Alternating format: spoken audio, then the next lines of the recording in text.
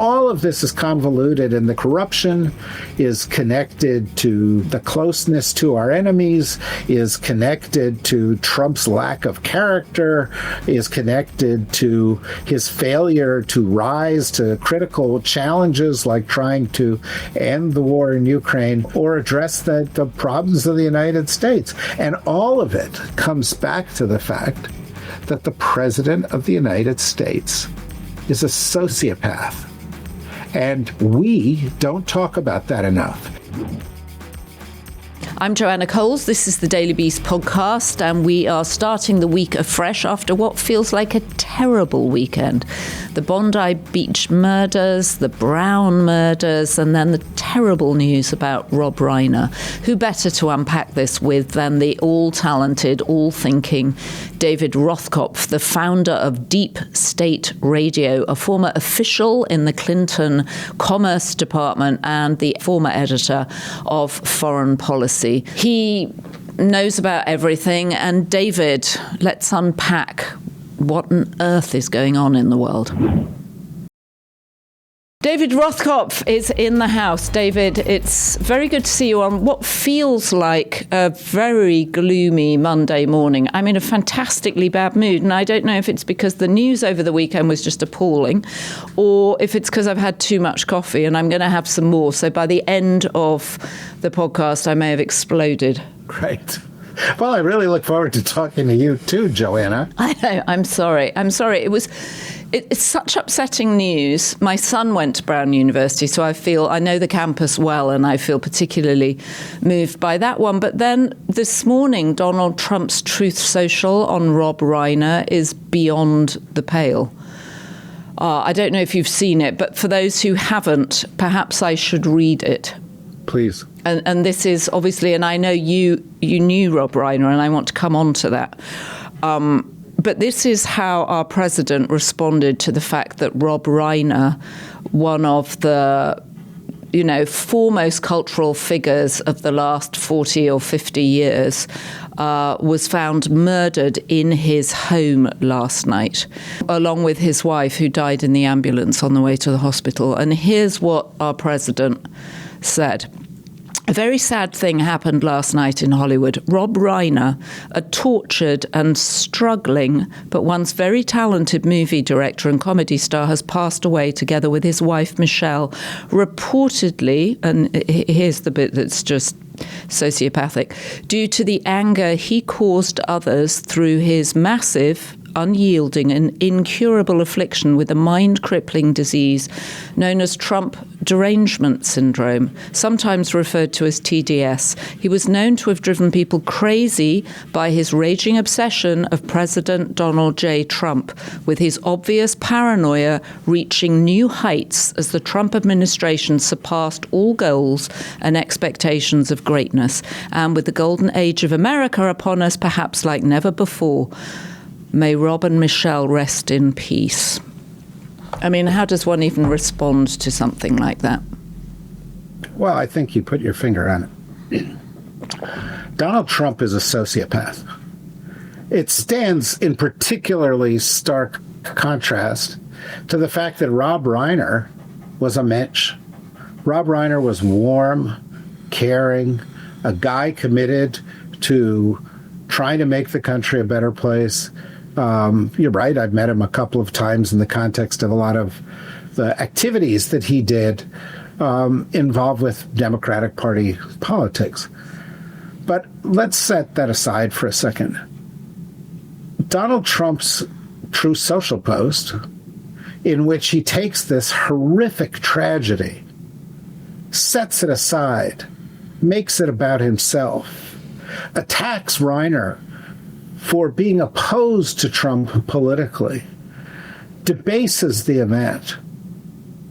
It's disgusting, it's nauseating, and it's completely consistent with Trump. And, over this weekend, you mentioned Brown University, we had another example of Donald Trump, the sociopath, when he was called upon to give a response to the mass shooting at Brown, and he said, as he has said before, things happen. In other words, he shrugged it off. He didn't really speak to the human tragedy involved, nor, of course, did he speak to his own culpability for promoting a violence in America, for opposing common sense gun regulations that 90% of the American people support. And you've got to ask yourself, I mean, let me ask you, have you ever seen Donald Trump express a human emotion, ever?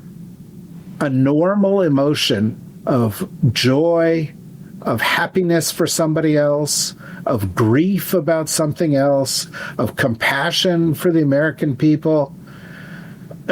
Ever in his life. He doesn't do it because he's broken. He's broken and he has no empathy. I mean, that's the thing that we learned when Mary Trump came on the podcast and had watched him from a little girl. She said that on the occasion of her 16th birthday party, her father, who was Donald Trump's older brother, had rented a room from Donald Trump in the Hyatt Hotel, which at the time he owned, for her 16th birthday. And Donald Trump turned up and behaved as if it was his birthday and was going around asking all the guests if this was the best birthday party they'd ever been to, and literally elbowed his 16-year-old niece out of the way so he could be the center of attention. This is a man who seems incapable of making it not about himself. Well, that's exactly right. We've seen pictures at international meetings where Trump elbowed foreign leaders out of the way so he could get to the head of the crowd, so he could get to the camera, so that he could be the center of attention. And we talk a lot about Trump being a narcissist because of that, because Trump is all about Trump, you know. Trump wants to name everything after himself. Trump wants to, in this second term as president, just build monuments to himself. A week ago, he changed the name of the U.S. Institute of Peace to the Donald J. Trump U.S. Institute of Peace. He gave himself top billing over the United States of America in naming himself the head of the U.S. Institute, naming the place after himself. He wants to name the ballroom he's building after himself. He wants to name the Kennedy Center after himself, the Trump Kennedy Center. He wants to name Dulles Airport after himself. He wants, for reasons that are also absolutely deranged, build a triumphal arch in Washington, D.C. He said his domestic policy advisor's main preoccupation was building a triumphal arch, but not just a triumphal arch that is bigger and better than the Arc de Triomphe in Paris. I mean, holy shit. You know, the Arc de Triomphe in Paris and most of the other triumphal arches ever built in history were built when there was a triumph to commemorate. You're beginning to thaw my bad mood, David. You're beginning to make me think that there are normal people back out there, but I can't wait for the cabinet to start nodding to this and saying, yes, Rob Reiner, died because of Trump derangement syndrome, and it's all Rob Reiner's own fault, which is the implication of what he said in his Truth Social, when in fact we know that the police are looking for his son, who's the person of interest here. Look, I mean, or Mike Johnson will say when interviewed, I'm not familiar with that. Right. I haven't been following it. I've never watched a single Rob Reiner film. I've never watched A Few Good Men. I've never watched When Harry Met Sally. I never saw him as Meathead. I've never watched Spinal Tap. Well, I can believe that he's never watched Spinal Tap, actually. But, the Rob Reiner movie to remember at this moment, and there have been a lot of quotes about Rob Reiner movies in the past 24 hours, is Rob Reiner's fantasy of what a successful, decent American president was like. The movie An American President. I loved that with Michael Douglas and Annette Bening. Yeah. It's a great movie in which Martin Sheen is demoted to being the chief of staff. He would only later become president. In the West Wing, in Aaron Sorkin's wonderful West Wing. Yeah, but the whole point was that the president was human, the president could feel love, the president would do the right thing even when it was personally awkward for him. You know, the president that Michael Douglas played in An American President was the antithesis of Donald Trump, just like Rob Reiner is the antithesis of Donald Trump. And of course, he was meathead in All in the Family, where he was the liberal son and bumped up against Archie Bunker, his more conservative father. Yeah, there's another irony in all of that, because of course Archie Bunker was the conservative from Queens, where Trump is from. And this must have, sort of hit Trump pretty hard as he was sort of coming up, because it became used, and the brilliance of the show by Norman Lear was that it became a way to present progressive ideas on television and broke an enormous number of barriers. And I did note that in Trump's Psychotic Truth Social post, he referred to Rob Reiner as a television star who became a director. And I think that sort of signals that it was Rob Reiner playing Archie Bunker's son that made the first real impression on Donald Trump, who is now, of course, the signature right-wing nut from Queens. And of course, a former television star. From your lips to God's ears. The less we see of him on television, the better. I mean, how ironic if the obit for Donald Trump mentioned that in the first paragraph, former TV star turned president. I would love that. I have a whole theory. It's called the first line of the obituary syndrome. Is that what we're all essentially guiding towards? No, but I've seen it in Washington where certain people achieve a high-level job, and they know that the first line of their obituary will mention that job and nothing they do after. And so they immediately begin their sort of downhill arc. So-and-so former national security advisor, which they did 30 years earlier, died today. In other words, that was it. That was the peak. That was the peak. I think in Trump's case, the more emphasis there is on just how loony it was that a former reality show star, 5 times bankrupt, ran a casino, managed to get chosen by the American people to be president. I mean, it's like, come on, that's not possible. But it happened.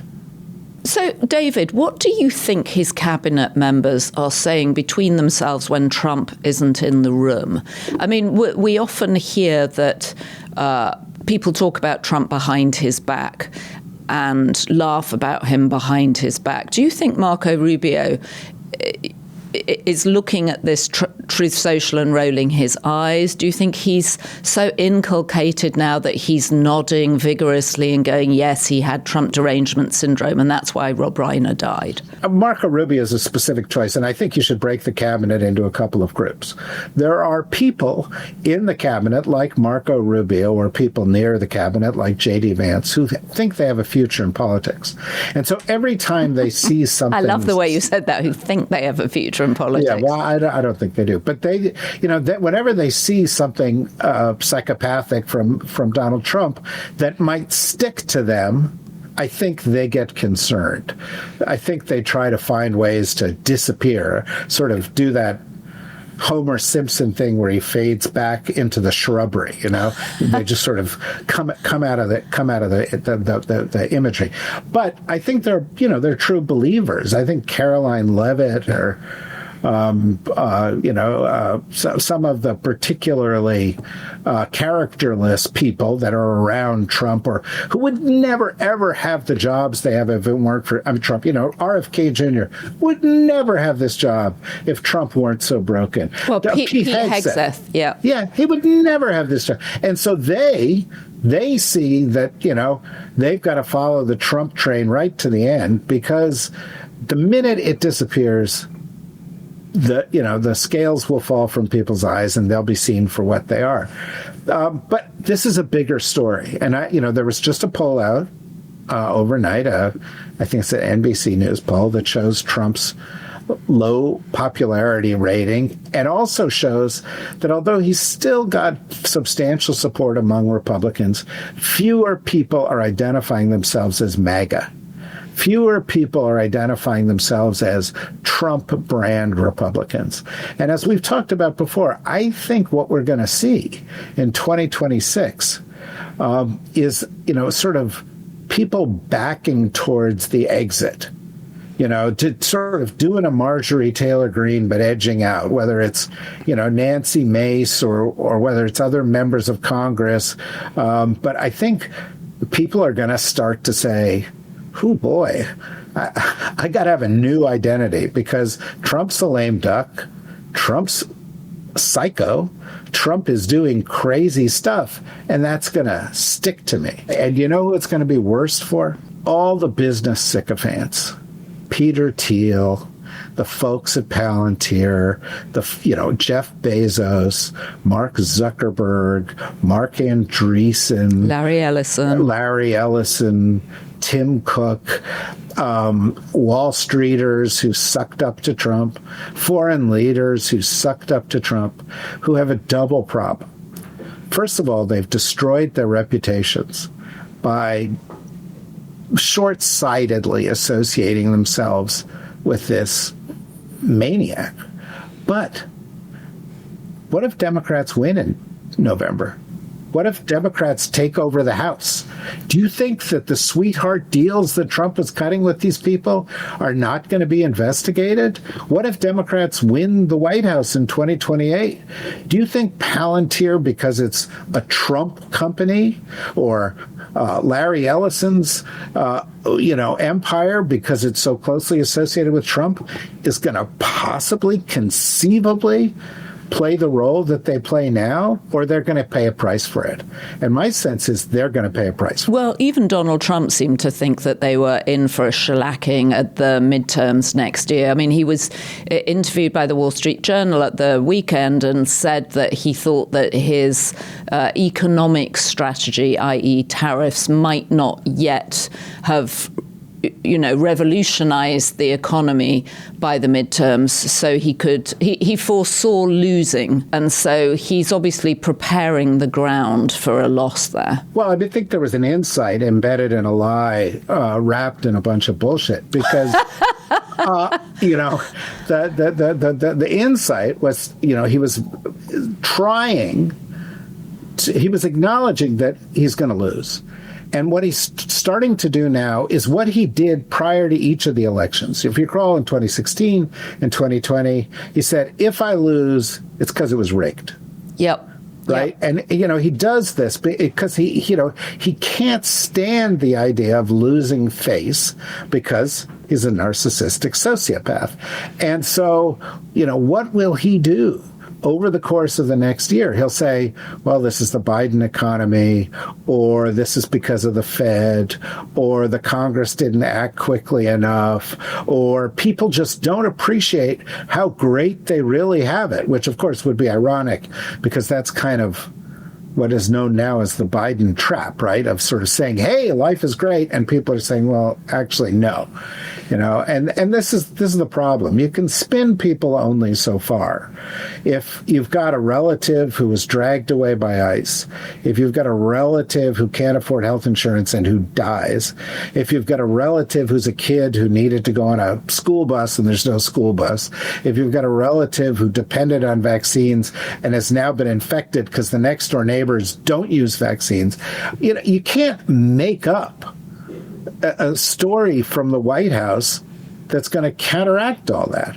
And this is also part of the beginning of the end. There comes a certain point where sort of smooth political patter and owning a big microphone or a big megaphone just isn't going to work for Trump.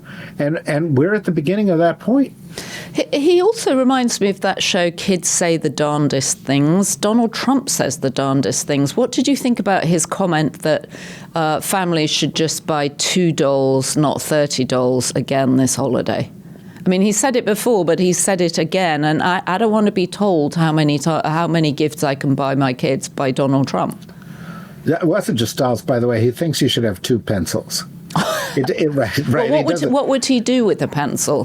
He wouldn't have the slightest idea what to do with a pencil. But well, he could do his sort of strange Sharpie signature. Yes, well, that's true. But he has a Sharpie ban, as we know. And he would break the point of the pencil. Well, he'd miss the point of the pencil. He misses the point of all of these things. And I think, this idea of your daughter having 30 dolls tells us a lot more about Ivanka's upbringing than it does about the normal life of a normal kid. Well, and very notably, Ivanka is nowhere to be seen, apart from on her Instagram, where she's wearing the latest designer outfit and parading around Paris or wherever she is.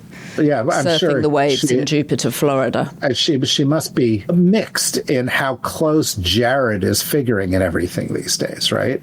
Jared is going to meet with Putin. There is this project that Jared is involved with in Belgrade? In Serbia, that there is now a backlash. It's kind of a sign of what I was talking about before, where people are saying, no, we don't want to be involved with the Trump project. But in the Wall Street Journal article on that... This is about him buying a hotel in the center of Belgrade in a historic site. Right, exactly. And it's an ugly project where they wanted him to build a statue, that was sort of against NATO. And Richard Grenell, who now runs the Kennedy Center, when he was ambassador to Germany, got involved in trying to plump for this project. But I think there was something embedded in the story that was real interesting, which I hadn't noticed, which was that, of course, Jared has this big money management company because, well, he never managed money before he was in the last administration. It's because of the friends of Trump, right? $4.6 billion. This is Affinity Partners, which has also got a $2 billion investment from the Sovereign Wealth Fund in Saudi. Right, exactly. Well, some of that money is apparently going to try to help finance Larry Ellison's takeover of Warner Brothers. Right, which is like, and Trump the other day said, oh, yeah, I'll be involved in that. I mean, we've gotten to the point where, because the Supreme Court gave him immunity and because he's a sociopath, he thinks he can do anything, and somebody is going to test that theory. The Supreme Court gave him immunity against official acts. And I think somebody could probably make a pretty good case before the Supreme Court that violating the emoluments clauses in the Constitution, that breaking anti-corruption laws can't be an official act because it's illegal. They're putting their thumb on the scale of American politics through those arrangements. And sometimes the quid is not directly connected to the quo, right? But, Jeff Bezos gives a bunch of money, or Larry Ellison gives a bunch of money to a Trump project, say the ballroom, and then later gets favorable regulatory treatment. That's what is known to the inside world, and something that the founders were worried about. That's regulatory capture. What happens if the ballroom doesn't get built? I mean, now what appears to have happened is that there is a resistance to Donald Trump's plans for the Trump ballroom, and so they're at a sort of impasse. So it's possible that the East Wing could stay demolished for the next 3 years. Then do companies ask for their money back? Is there a time frame that they've made the donation on? I mean, all things that we should know. Yeah, and we don't even know how real this promise of donations is, because he lies about that stuff all the time. But I have to say, a big hole in the ground next to the White House would be a better memorial to Trump than a gilded ballroom, right? I mean, sometimes people do that. In the middle of Berlin, there is a blown up church called the Gedenkenskirche that was destroyed during World War II, and they kept it in its destroyed form as a reminder. That's what that name means. To think about that. And I think the hotel in the center of Belgrade was actually sort of kept as a cruel memorial of an attack by NATO, actually. There's a sort of resistance to building a hotel on it because it stands for something, and weirdly not what you would think Jared Kushner would want to take on. Yeah, but they don't care. It's just as Trump is trying to get a deal with Ukraine where Ukraine doesn't seek NATO membership anymore. But at the same time, Trump has put forth the national security strategy where it's clear he doesn't think Europe is important anymore. And will he draw down U.S. involvement with NATO? Will he weaken NATO? Sure. And will that serve the Russians? Yes. And that would have been unthinkable before because NATO were our allies. They were on our side. But Trump has switched sides. And so, all of this is convoluted, and the connection, the corruption is connected to the closeness to our enemies, is connected to Trump's lack of character, is connected to his failure to rise to critical challenges like trying to end the war in Ukraine or address the problems of the United States. And all of it comes back to the fact that the President of the United States is a sociopath. And we don't talk about that enough. And if you were to get on most mainstream media and say he's a sociopath, or say, let's have a bunch of psychologists explore what the consequences of his narcissism and his other pathologies are, they wouldn't do it. And so we bury it. Well, I don't feel we've buried it at the Daily Beast. We've had Dr. Bandy Lee on, we've had Dr. John Gartner on, both of whom talk about his malignant narcissism, which is a very specific form of narcissism. And, Dr. John Gartner talks about the fact that as a child, and this is actually an anecdote in Maggie Haberman's book, Confidence Man, he threw rocks at a pram when he was a child. Donald Trump threw rocks at a pram with a baby in it. I mean, it's like something out of an Edward Bond play. Yeah, no, look, I wasn't saying that the Daily Beast isn't covering it. In fact, I think it's to your credit. And I think, frankly, if people want to go and discuss these issues, and hear about these issues, they've got to go someplace other than the mainstream media because they're squeamish. And, imagine Trump's reaction if CNN does a special called, Our Lunatic President. Sorry. Okay, sorry. That's definitely broken me out of my morning gloom. Although it's not going to happen, though, to be fair, Caitlin Collins is doing her best. She's like a one-woman resistance at the moment, and she's got fantastic hair. Caitlin Collins is a legit reporter. She really is a legit reporter. And people need to know that her background was working for publications that leaned right. Which is why Donald Trump was excited about having her at CNN initially, right? Well, that's right. But she's come on and she has just stuck to her guns and been a good reporter, even when it's hard, even when did you see the behavior again last week? Of course. With his attack on yet another reporter who happened to be a woman and happened to be a woman of color? Yeah, he never does it against the male reporters. Well, he did it against Jonathan Karl, I suppose, but he particularly picks on the women. But David, before we go down that spiral, I wanted to talk to you about something else, the Epstein of it all, because Jeffrey Epstein does appear to be the thing that gets most under Donald Trump's skin, in as much as he has skin. And it's very orange, as people are always pointing out. The Oversight Committee has subpoenaed both Bill and Hillary Clinton for this week, actually. And they have, through their lawyer, attempted to avoid appearing in front of the Oversight Committee. They've said they'll write sworn statements about their relationships with Epstein, or at least Hillary says she didn't have one. Bill said, well, we know that Bill flew on his plane many times to Africa for the Clinton Global Initiative. What do you think? Do you anticipate them actually turning up in front of the Oversight Committee? You worked for the Clinton administration. If you were advising them now, what would you suggest they do? I advise that they would go and testify, because they're not going to be able to keep anything from the public eye. This is going to be followed, and Republicans are going to push them into the public eye more and more.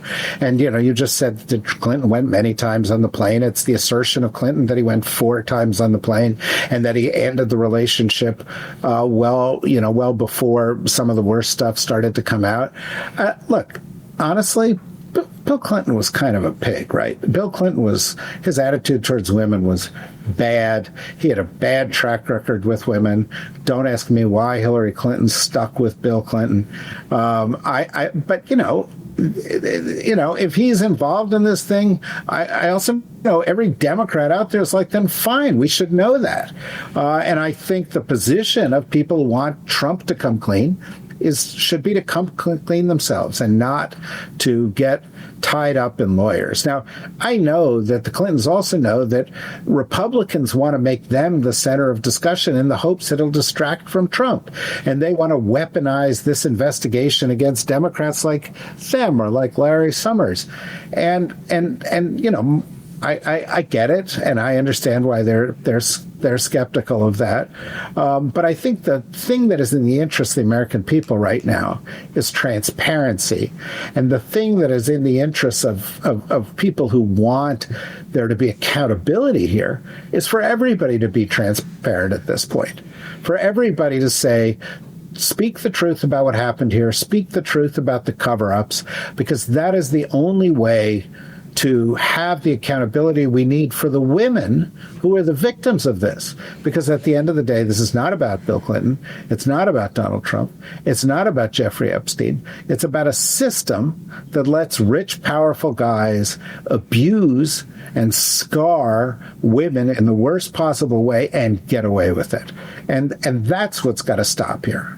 The other thing I would think is that men who don't do this would want this all to come out, because all men get tarred with this brush. Well, I mean, look, I don't know if all men do, but I think men who want to respect the law, men who seek always to respect women, men who abhor this kind of behavior ought to support transparency.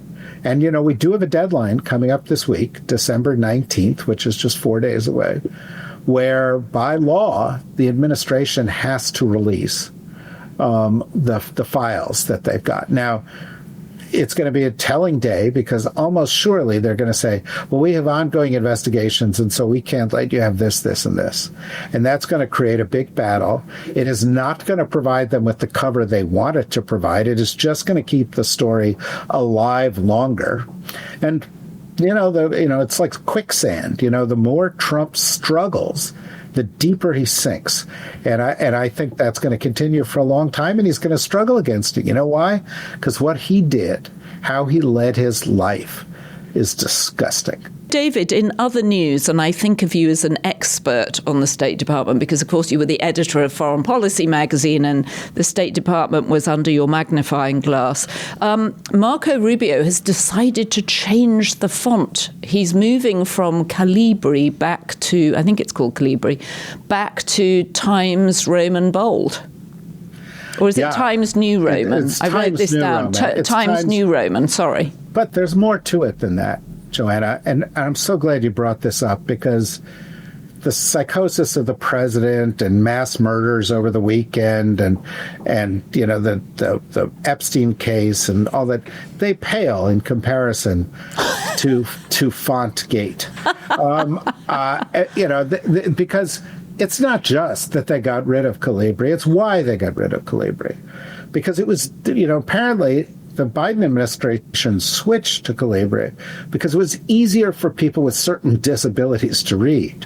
And so Calibri was seen as a woke diversity type font.